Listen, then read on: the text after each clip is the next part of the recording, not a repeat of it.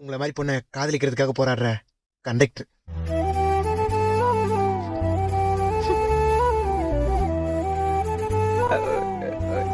எல்லாம் work out ஆகிடுச்சு.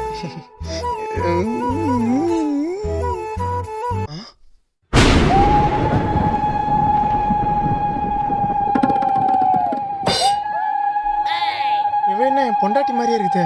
உன் பொண்டாட்டி மாதிரிலாம் இல்ல, உன் பொண்டாட்டியே தான்.